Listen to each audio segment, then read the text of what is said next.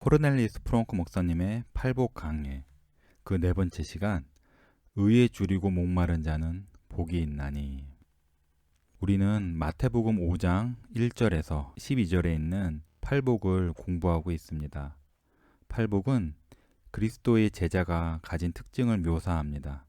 우리 주께서 말씀하시기를 그리스도인은 심령이 가난하고 죄 때문에 애통하며 온유하고, 또 오늘 살펴볼 말씀대로 의에 줄이고 목말라 한다고 하셨습니다. 자, 이제 이 네 번째 복을 묵상해 봅시다.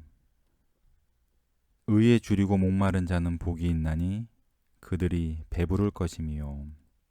온 세상에 행복을 쫓는다는 말은 새로울 것이 없습니다.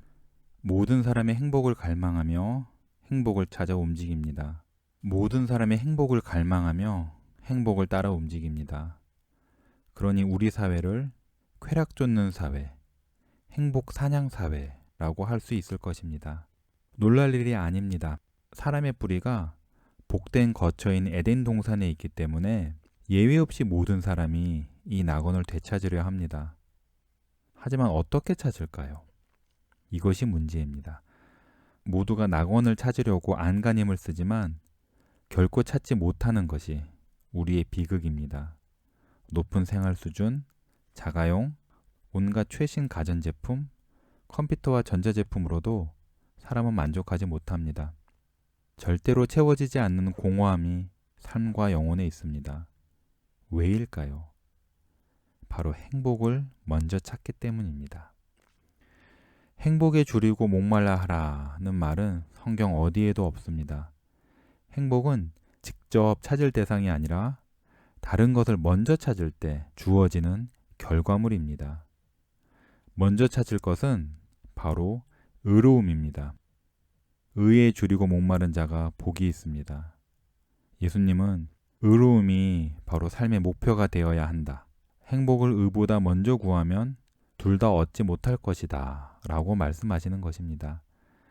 이것이 창세기에서 계시록까지 성경 전체가 말하는 큰 가르침입니다. 의로움을 찾는 사람만이 진정 복됩니다. 예수님이 말씀하시는 의가 무엇일까요?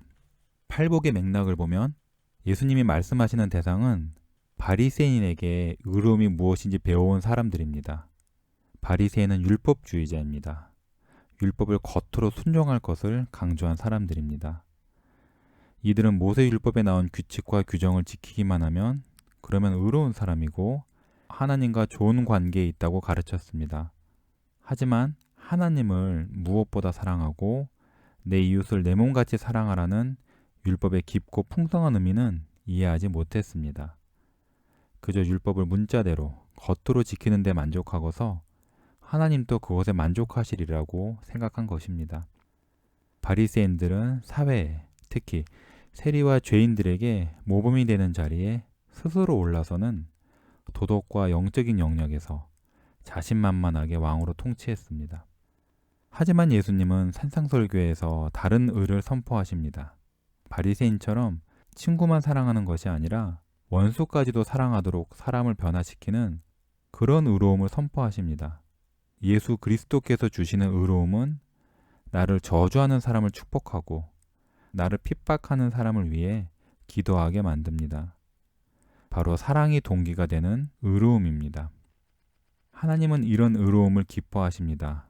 그래서 예수님이 이런 의에 줄이고 목마른 자가 복되다고 선포하시는 것입니다. 그러면 이렇게 복된 사람은 누구일까요? 예수님께서 앞에 세 복에서 말씀하신 바로 그런 사람입니다. 심령이 가난하고 애통하며 온유한 사람. 다른 말로 하면 예수님의 참 제자들입니다. 이런 사람은 전에는 자기가 의롭다고 생각했지만 이제는 사실 전혀 의롭지 않다는 사실을 발견하고서 심히 놀라 괴로워합니다.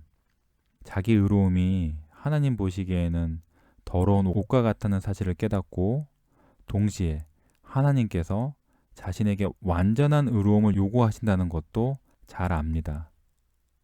그래서 이런 의로움에 줄이고 목말라 합니다. 그런데 완전한 의로움은 오직 예수님 안에서만 발견할 수 있습니다. 그러니 의에 줄이고 목마른 것은 결국 그리스도에 줄이고 목마른 것입니다. 이런 사람을 예수님이 복 주십니다. 그들이 배부를 것이라고 약속해 주십니다. 이 약속은 확실합니다. 의에 줄이고 목마른 사람은 반드시 배부를 것입니다. 의로움을 구하는 사람마다 의로움을 찾을 것입니다.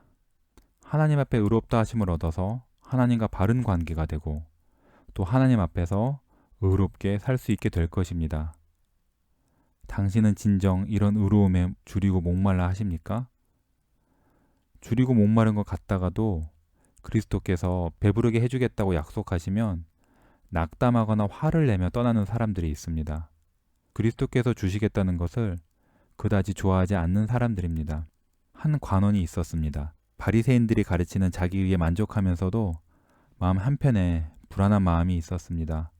내 의로움이 충분할까? 어려서부터 하나님의 계명을 모두 지켰지만 도무지 충분하다고 확신할 수 없었습니다. 그래서 예수님을 찾아가서 이렇게 묻습니다. 선한 선생님이여, 내가 무슨 선한 일을 하여야 영생을 얻으리이까? 스스로 만족하면서도 배고픔이 있었고 꼭 집어 말하기는 어렵지만 어딘가 부족하다는 사실만큼은 잘 알았습니다. 이것은 희망스러운 징조입니다. 더욱이 이 관원은 답을 찾기 위해서 올바른 곳, 바로 예수님께로 갔습니다. 사실 청년이 이렇게 느낀 것은 우연이 아닙니다.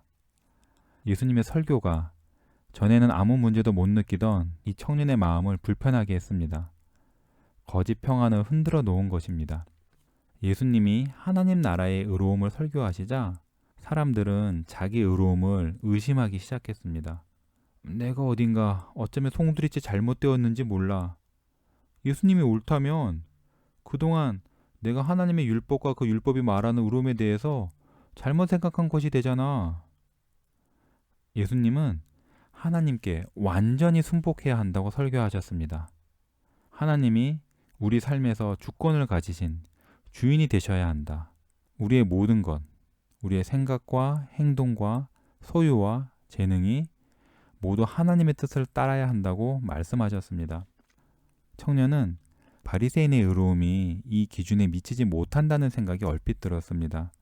그래서 이 부족함을 메꾸려고 혹시 알지 못해서 미처 행하지 못한 것이 있다면 지금부터라도 꼭 하겠다고 마음먹고서 예수님께 묻습니다. 내가 무슨 선한 일을 하여야 영생을 얻으리이까? 하지만 참 당황스럽게도 예수님이 원하시는 것은 한두 가지가 아니라 전부였습니다. 가서 내 소유를 팔아 가난한 사람들에게 주라. 그리하면 하늘에서 보화가 내게 있으리라. 그리고 와서 나를 따르라. 부자 관원에게는 이 요구가 과하게 들립니다. 그는 의로움에 줄이고 목마른 사람이 아니었던 것입니다. 내 지갑만큼은 안 됩니다.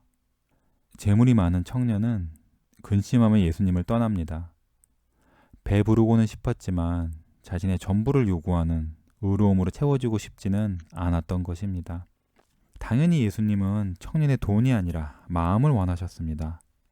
하지만 청년의 마음은 자기 지갑에 있었습니다. 만약 청년이 예수님 말씀에 순복해서 자기 소유를 팔아 가난한 사람들에게 나누어 주었더라면 이 청년은 이웃을 내 몸처럼 사랑하는 것이 무엇인지 배웠을 것입니다. 하나님 나라의 의로움이란 내가 가진 모든 것과 함께 나 자신을 주님께 드리고서 주여 여기 있습니다.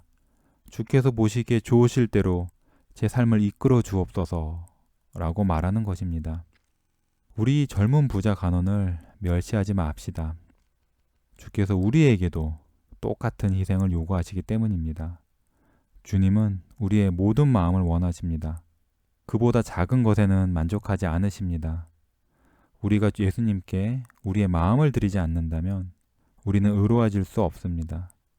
하나님 나라에서 아무리 많은 일을 해도 소용이 없습니다. 사실 하나님 나라의 참 백성이 아닌 것입니다.